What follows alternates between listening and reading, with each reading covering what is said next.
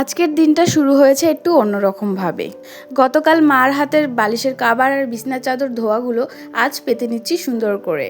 So hello everyone, কেমন আছো তোমরা সবাই? আশা করি অনেক ভালো আছো, আর তোমাদের ভালোবাসায় আমিও অনেক ভালো আছি।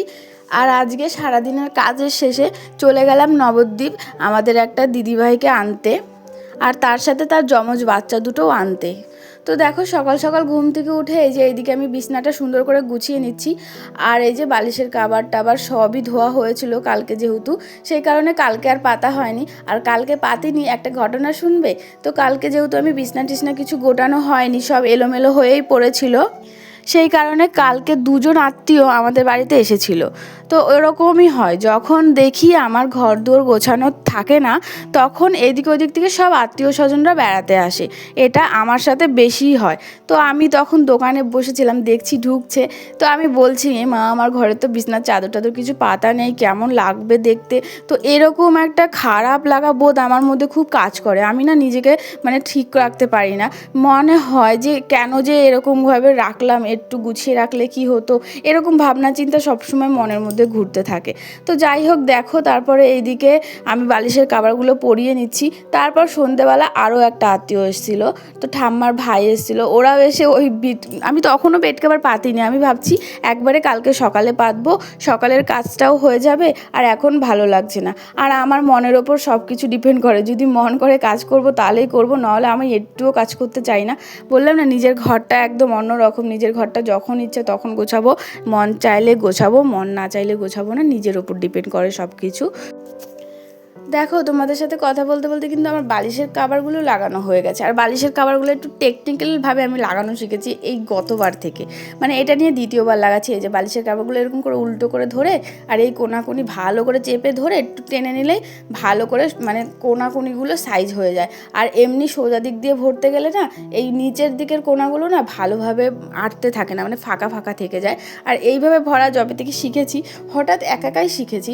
তো তারপর থেকে যেন বালিশের কাভারগুলো খুব সুন্দরভাবে হয়। এই যে কোল বালিশের কাভারও বিরক্ত লাগতো না, এখন আর বিরক্ত লাগে না। এটাও ভালো করে আঁকড়িয়ে ধরে তারপর এইভাবে একদম ভরে নিই। নিচের দিকটা একদম টান টান থাকে। বেশিরভাগ বালিশের কাভার ভরলে না ওই নিচের দিকটাই টান টান থাকে না, ওই দিকটাই যেন ওইদিকে বালিশ যায়নি, ওইদিকে বালিশ যায়নি, ফাঁকা ফাঁকা রয়েছে, এরকম দেখায়। তারপর দেখো, একদম বিছনাটা চকচকে ঝকঝকে করে ফেলেছি তোমাদের সাথে কথা বলতে বলতে। এরপর কাঁথাটাও ভাঁজ করে নিয়ে চলে যাওয়া একদম ঠাকুর ঘরে।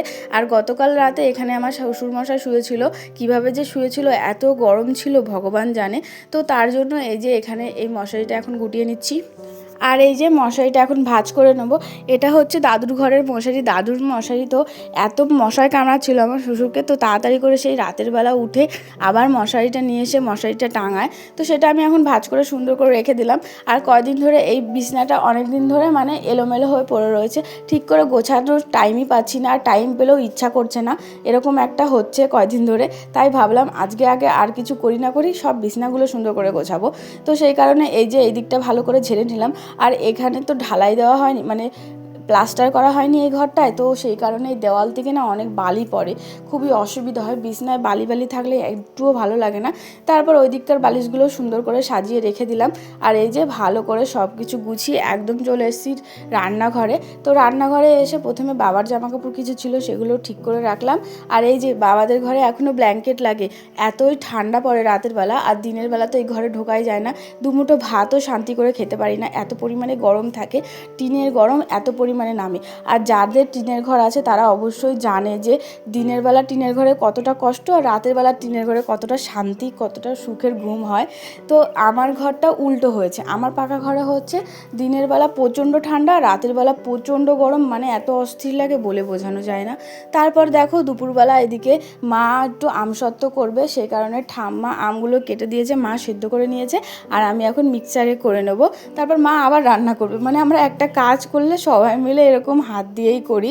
যাই হোক, তারপর এই যে এখানে আমি এগুলো ভালো করে ঠান্ডা করতে দিয়েছি, ফ্যান চালিয়ে দিয়েছি, কারণ প্রচুর গরম। মিক্সারে গরম জিনিস দিলে কি হয় না হয় আমি জানি না, কিন্তু আমার ভয় লাগছিল, সেই কারণে তাড়াতাড়ি করে আমি একটু ঠান্ডা করে নিলাম। তারপর এই যে এখানে আমার শাশুড়ি মা রান্না করতে শুরু করে দিয়েছে, আর এখানে আমার ক্যামেরা দেখে বলছে কি, এই এরকম করে। তারপর যাই হোক, দেখো এখানে যত জ্বালানি ছিল সব আজকে বের করে নিয়েছে। আর এখানে আমি একে একে যত ঘর দুয়ার গোছানো বাকি ছিল, এদিকে ঠাম্মা আর মা রান্নার দিকে রয়েছে, আর আমি ঘর, তারপরে বারান্দা, রান্নাঘরটা গুছিয়ে ঝাড়টার দিয়ে নিয়েছি। আর এই যে একদম ঘেমে অস্থির হয়ে গেছি, আর এরকম গরম পড়েছে বলে বোঝানো যাবে না। তো দেখো, তোমাদেরকে দেখিয়ে দিলাম আমি পুরো ঘরটার ঝাড় দিয়ে পরিষ্কার করে নিয়েছি। কিছু কিছু ক্লিপ না মানে মন চাইলেও আমি তোমাদের সাথে শেয়ার করতে পারি না কাজের, সেই কারণেই আর কি।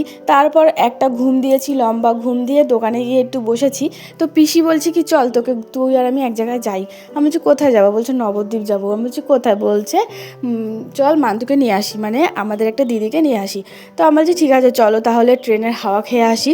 তো সেই কারণে রেডি হয়ে একদম দোকানে বসেছিলাম। তারপর পিসি আর আমি বেরিয়ে পড়েছি। আর এই ট্রেনটা যে কি কষ্ট করে ধরেছি, দৌড়িয়ে গিয়ে ট্রেন ধরেছি। টোটোওয়ালাকে টোটো কিচ্ছু পাচ্ছিলাম না, মানে আর 1 মিনিট লেট করলে ট্রেনটা আর পেতাম না। এটা নিয়ে আমার দ্বিতীয়বার এরকম দৌড়িয়ে দৌড়িয়ে ট্রেন ধরা। তারপর দেখো এই যে একদম পূর্বস্থলী স্টেশন চলে এসেছি। তারপর চলে যাবো একদম নবদ্বীপ স্টেশন। আমাদের ফলিয়া স্টেশনের থেকে 3টে স্টেশন পর নবদ্বীপ স্টেশন পড়ে।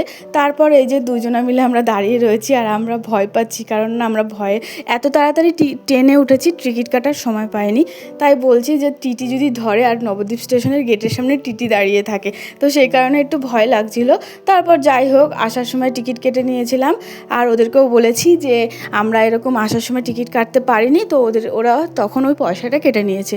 তো তারপর এই যে মান্তু আর ওদের দুটো মেয়ে নিয়ে এই যে চলে এসেছি, নবদ্বীপ স্টেশনে বসে পড়েছি। আর ওদের বাড়ি গেছিলাম, সেটা তোমাদের দেখাতে পারিনি। আর ওদের বাড়িটা রোডের সাইডে, কিন্তু মানে খুব সুন্দর, জায়গাটা আমার পছন্দ হয়েছে। আর নবদ্বীপ ওই শ্মশানঘাটের কাছাকাছি ওদের বাড়ি। আর এই যে ট্রেনে উঠে পড়েছি, আর ও দেখো, ওকে বলছি একটু হাস, আর ও হাসছে দেখো। তারপর ওরা টাক হয়ে গেছে, আমি বলছি কিরে টাক হয়ে গেছিস? আর ওরা এই বাড়ি থেকে ওই বাড়ি যাওয়ার পর থেকে মিমি মিমি আমাকে মিমি বলে ডাকে, তো মিমি মিমি করে পাগল। তারপর দেখো আস্তে আস্তে প্রচণ্ড বৃষ্টি নেমে পড়েছিল, সেই কারণে কারেন্টও চলে গেছে। আর এই যে আমরা সবাই এখন এখানে বসে বসে গল্প করছি, আর এত বৃষ্টি নেমেছে আমি বাড়ি যাওয়ার সময় পাইনি। তো ভিডিওটা কেমন লাগলো অবশ্যই বলো, আর ভালো লাগলে কিন্তু অবশ্যই একটা লাইক, কমেন্ট, শেয়ার, সাবস্ক্রাইব করে দিও। আর ভিডিওটা এখানেই শেষ করছি। সবাই ভালো থেকো, আর সবাই সবার ফ্যামিলিকে নিয়ে খুশি থেকো, আর আমাকে এইভাবে সাপোর্ট করো। টাটা, ভালো।